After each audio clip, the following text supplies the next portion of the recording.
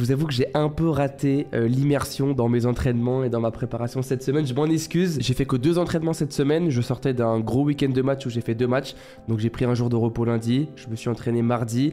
Mercredi, je suis allé à la salle pour faire beaucoup de renforcements sur les quadriceps et les fessiers. Vous savez, avec ma petite blessure au genou qui est presque plus là. Et puis de toute façon, il fallait qu'au bout d'un moment, je renforce les jambes. Jeudi, sprint. Et là, nous sommes vendredi. Donc j'étais parti pour me regarder un petit match en national. Je vais me regarder Sochaux-Concarneau aujourd'hui. Donc voilà, on va voir un petit peu ce que ça va donner. J'espère en tirer des choses. En général, chaque match que je regarde en national, j'en tire des choses. Mais voilà, j'ai pas filmé. Les entraînements ont été plutôt bons. J'en ai fait que 2 parce que je voulais respecter les temps de repos. Et le plus important, c'est de tenir des entraînements sur toute la saison. Pas de trop m'entraîner d'un coup. Le but, c'est faut pas que je me blesse, comme je l'ai dit. Donc je préférais en faire que 2, ce qui est déjà pas mal.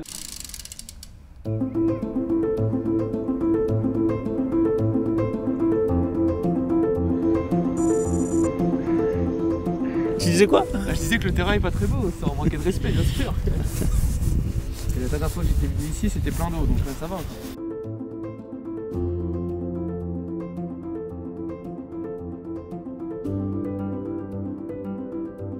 Pour les fautes, bah, c'est pareil, hein, voilà, tu prends les petites fautes dans ton couloir. Si tu veux prendre une faute et je suis là, regarde quand même un petit peu, parce que si je suis juste devant la faute et je veux pas la siffler, tu vois ce que je veux dire? Il faut juste que tu te laisses 2-3 secondes pour voir si je siffle. Par contre, une grosse faute que je siffle, là tu peux m'appuyer. Évidemment, les fautes dans ton couloir, c'est toi qui les prends. C'est juste si vraiment je me trouve devant toi et tu vois que je vais pas la siffler. Enfin, que je... Ok? Les 2 équipes, Saint-Léonard, je les avais fait l'année dernière, Châteauneuf-Neuvik, je les ai fait il y a 1 mois. C'est beaucoup de gens en l'air. C'est un petit peu mou d'un coup au milieu de terrain et d'un coup ça part. Donc faites attention pour leur jeu. De toute façon, vous avez l'habitude, hein, la R3, de toute façon, c'est souvent comme ça. J'ai envie de dire. Je cherche, mais non, il n'y a pas de. Non. Après, voilà, on avisera. Hein. Ça reste du foot. Hein. C'est pas ce qui peut se passer. Bon, nous, l'objectif, c'est le maintien. Après, c'est ce que je vous ai dit la dernière fois. On reconstruit et on n'a vraiment pas de chance parce qu'on a énormément de blessés. Donc, on n'a pas un riche effectif. Mais on fera tout pour se maintenir. Avec ces jeunes qui arrivent, on arrivera, je pense, en cours d'année à faire peut-être de meilleurs résultats. Et j'espère que sur ce derby contre Saint-Léo, on va être présent. Alors, début de saison, on est en réglage parce que bon, moi j'arrive au club. La chance qu'on a, c'est qu'on a eu qu'un seul départ et pas mal de stabilité. Donc ça aide quand même dans le projet. Alors l'objectif, j'ai envie de dire déjà, c'est de se maintenir le plus vite possible pour espérer, entre guillemets, jouer quelque chose si ça se présente. L'idée, en tout cas nous les joueurs, sont dans une optique de jouer match après match. On ne se focalise pas forcément sur l'avenir ou sur le calendrier. On prend les matchs comme ils arrivent. Donc on travaille 2 fois par semaine pour préparer le match du week-end. Et après, en fonction des choix et en fonction de ce qui nous attend, soit des matchs à domicile, soit des matchs à l'extérieur, on pourra se fixer d'autres objectifs à ce moment-là. Bonjour à tous et bienvenue. Ce soir, c'est derby. L'US Saint-Léonard de Noblat en rouge reçoit l'AS Châteauneuf-Neuvik pour cette 7e journée de Régional 3. Un match particulier pour les 2 équipes puisque 20 minutes séparent les 2 clubs. Sur le papier, l'avantage est pour l'équipe à domicile qui se classe en milieu de tableau. Pour les hommes de Bernard Lodouenex, c'est toujours aussi compliqué. Pas de victoire au compteur cette saison. Mais attention, car la rage de ce derby pourrait bien donner des ailes au Castello-Neuvicois. Toujours là, la pièce de 1 centime, hein, ça n'a pas changé. Vous leur laissez l'honneur? C'est 5, je me suis trompé, c'est 5 finalement. Le numéro ou pas le numéro? Le numéro? Allez. Pas le numéro. Le ballon ou le terrain? Ok, et vous le ballon.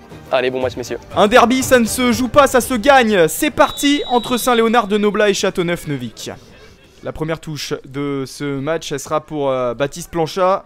Même si le ballon va rapidement être récupéré par Châteauneuf-Neuvik qui va pouvoir se dégager et même peut-être partir en contre.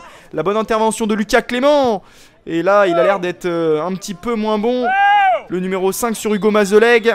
Et Monsieur Eric qui va revenir à la faute puisque le ballon avait été perdu. Est-ce que vous voulez que j'appelle monsieur? Ouais. Je sais que c'est pas méchant, mais par contre il y a un contact donc tranquillement. Ok? Ouais, je sais bien, mais il y a un contact quand même.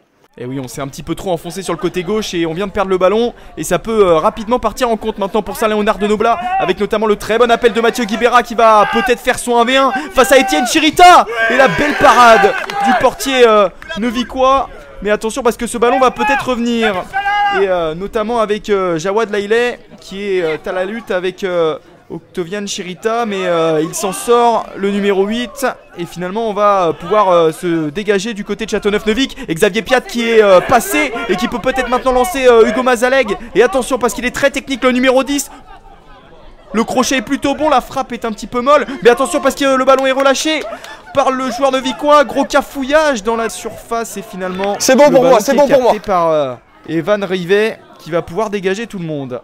Allez, peut-être calmer un petit peu le jeu parce que pour l'instant ça part un petit peu dans tous les sens dans ce derby sur une pelouse qui n'est pas super facile.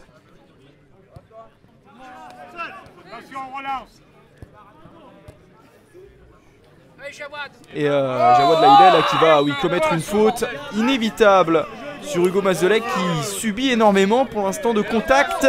Et il va être averti, le numéro 8, et ce sera le premier carton jaune de cette rencontre.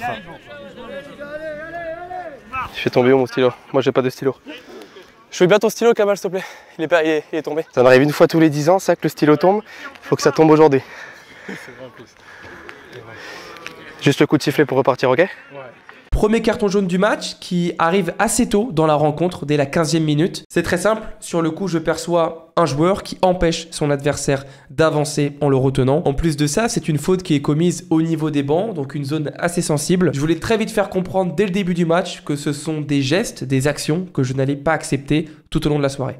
Le dégagement d'Evan Rivet qui vise ses attaquants et finalement le ballon est récupéré, mais attention à ce mauvais dégagement de Jérémy Boidy, le capitaine neuvicois.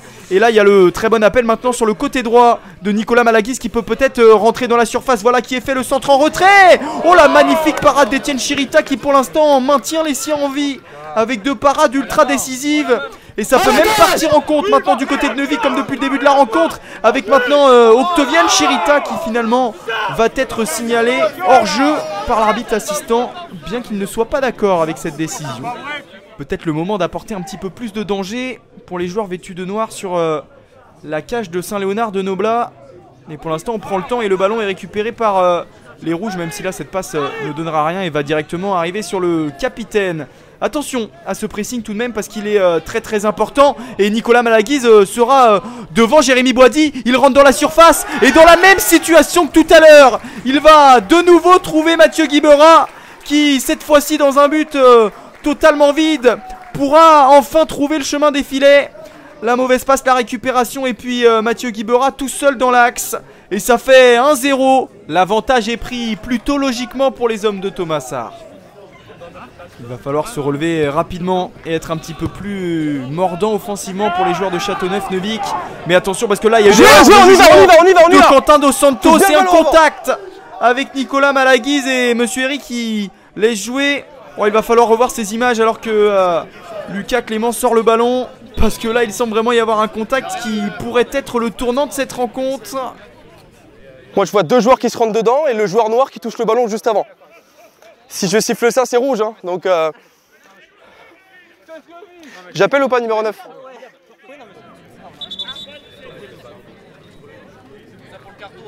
Pardon?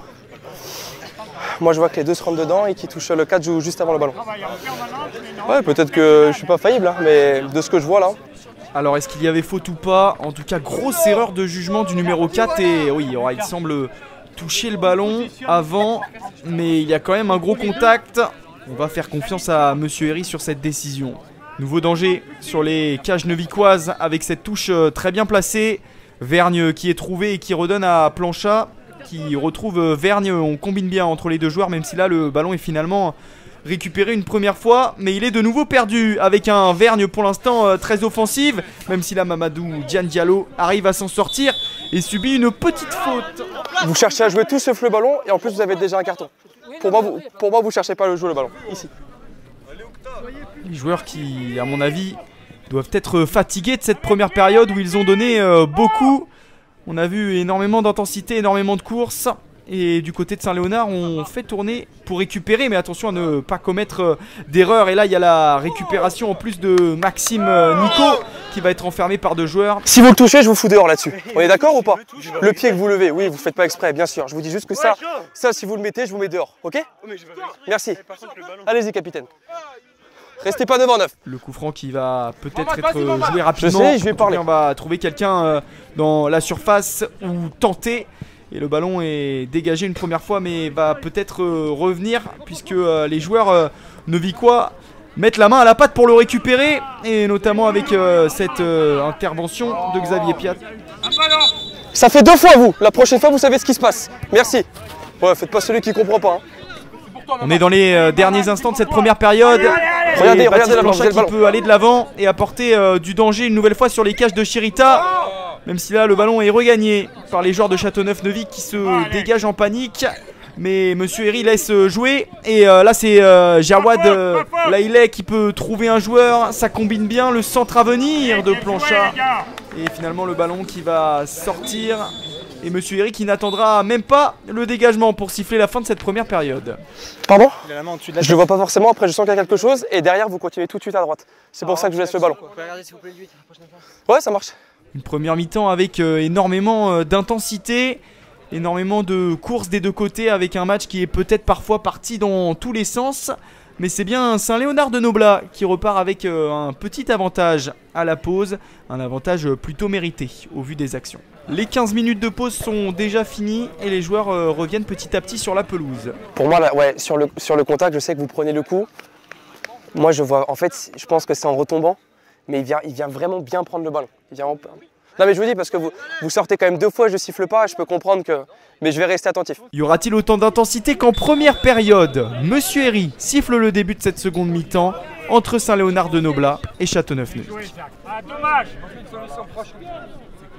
Pas de faute 10. On dit rien. Placez. Il prend le carton sur un accrochage sur vous au début. Hein. C'est moins fort, je suis d'accord, mais il y a un accrochage. Piat avec le ballon, même s'il est bien marqué, et il va devoir jouer en retrait sur Mamadou Diallo qui est accroché. Et attention, parce que là, ouais, il semble y avoir une petite échauffourée entre les deux joueurs. 13, ouais, je vais lui parler. Restez ici, attendez. Restez ici. 13, venez me voir. Je vais pas vous avertir, je vais juste vous parler. Venez me voir. Il y a un accrochage, je reviens à la faute. Le geste où j'arrache, on est ok là-dessus, hein? Merci. Rapeau qui trouve Chauvet qui glisse, mais qui arrive quand même à transmettre à Lamargot. Lamargot qui peut écarter sur Vergne. Vergne qui trouve Guibra, le 1-2 entre les deux joueurs. Le centre du numéro 10 est contré par le capitaine Nevicois. Mais attention parce que les rouges sont très hauts et ils arrivent à récupérer ce ballon avec Guibra qui peut trouver Malaguise dans l'axe. Il arrive à se défaire 1 fois, 2 fois, 3 fois et à glisser le ballon entre les jambes du gardien. Il est passé en force à la manière d'Erling Haaland pour inscrire le break dans cette rencontre. Magnifique action du numéro 9, mais magnifique action de toute l'équipe des Rouges qui mettent une option sur la victoire dans ce derby. Ah, c'est le moment pour peut-être croire à quelque chose pour Neuvik. Mais le ballon est récupéré par Saint-Léonard de Noblat. Et attention parce qu'il y a le très bon appel de Florent Dufour qui va peut-être se présenter en 1 contre 1. Oh, penalty! Penalty peut-être, non, ce n'est pas sifflé par Monsieur Herry sur une sortie d'Étienne Chirita qui paraît vraiment anodine alors que le numéro 14 reste au sol pour le moment. Moi je suis à gauche, je vois pas de contact pour moi. Alors le très bon appel de Florent Dufour, mais la superbe passe aussi. Et là il part tout seul. Oh, il semble y avoir contact avec le genou d'Étienne Chirita. Grosse situation de penalty que je décide de ne pas siffler. Déjà au ralenti, on a vraiment du mal à se rendre compte si c'est un penalty ou bien si c'est un coup franc. Je rappelle qu'à partir de la ligne de la surface de réparation, donc si vous faites une faute sur la ligne de la surface, ça compte comme un penalty. Donc au ralenti, j'ai du mal déjà à me dire si est-ce que le contact est à partir de la ligne ou avant la ligne, parce que si c'est avant la ligne, effectivement, si j'avais sifflé, la sanction est complètement différente. Je pense être bien placé, j'anticipe en fait le départ de la passe, donc je lance directement mon sprint et je me décale tout de suite sur la gauche. Je pense avoir appris de mon penalty oublié à Saint-Julien la semaine dernière, du fait que j'étais dans une position trop axiale parce que j'ai démarré trop tard et je me suis pas assez déporté sur la gauche. Donc je m'ouvre le champ et par rapport au champ de vision que j'ai sur le terrain, à aucun moment j'ai l'impression qu'il y a un contact. Là je vais vraiment chercher l'extrême ralenti, je ne sais pas si c'est une bonne chose et en fait on a l'impression que l'attaquant il va lever sa jambe comme s'il s'attendait au contact. Donc il va en rajouter un petit peu dans sa façon de tomber. Après encore une fois c'est allé très vite sur le coup, j'ai pas d'autres plans de caméra qui aurait pu m'aider par rapport à la réflexion que je suis en train d'avoir. Comme d'habitude, je vous laisse me donner votre analyse et votre retour en commentaire. Dufour au corner pour peut-être ce qui sera l'une des dernières occasions de cette rencontre. Attention à ce ballon fuyant et une faute sifflée sur le portier neuvicois. Faute comment? Faut toucher le gardien en l'air. Et les 3 minutes de temps additionnel sont passées. C'est fini entre Saint-Léonard de Noblat et Châteauneuf-Neuvic. Et ce sont bien les Miotelou qui vont repartir avec les 3 points dans cette rencontre. Pour Neuvic, il va vraiment falloir commencer à se réveiller, puisque les Neuvicois n'ont toujours pas gagné dans cette saison 2024-2025 et ils occupent la dernière place dans ce classement. Fin de cette soirée sur un terrain laborieux. Je pense que ça n'a pas été simple pour les joueurs et même pour moi sur les appuis, etc. Ça a été un match voilà, avec beaucoup de ballons en l'air, un jeu pas vraiment posé. Je trouve que je m'en sors bien. J'avais une stratégie de pas trop siffler, d'essayer de laisser jouer au maximum. Je m'en sors avec seulement un carton jaune. S'il y a eu un carton, je pense que ma stratégie a marché. Après, voilà, il y a eu beaucoup de contacts où j'ai fait le choix de ne pas siffler. Peut-être que j'ai eu bon, peut-être que j'ai eu tort, il faut que je revoie les images. Je voulais vraiment travailler les avantages. J'ai laissé 2 avantages qui ont été plutôt concluants, surtout un. Donc ça, je suis content. J'ai pas laissé des avantages sans revenir à la faute ou des choses complètement incohérentes, comme j'ai pu faire à Boussac il y a à peu près 2 semaines. Donc ça, c'est le point positif. J'ai essayé aussi de moins communiquer sur le terrain, donc pendant les actions, pas après les actions, mais pendant les actions. Parce que parfois, en fait, je me perdais un peu dans ce que je disais, sans les bras, jouer, etc. Et où je sifflais pas, c'était pas cohérent. Donc j'ai voulu réduire pour garder un impact sur ma communication, mais par contre, donner des explications après les coups de sifflet. Donc voilà, c'est tout, hein. Je vous cache pas, je suis fatigué. J'ai pas 15 000 choses à vous dire. On se retrouve très prochainement. Toujours, on va continuer à bosser et tout. Et puis on verra bien ce qui se passera par la suite. Il faut qu'ils acceptent notre tolérance. Parce que sinon on siffle tout le temps et franchement c'est chiant. Sako qui tentait de se retourner. Oh attention, attention parce qu'il y a eu un gros contact. Déjà vous reculez quand vous me parlez.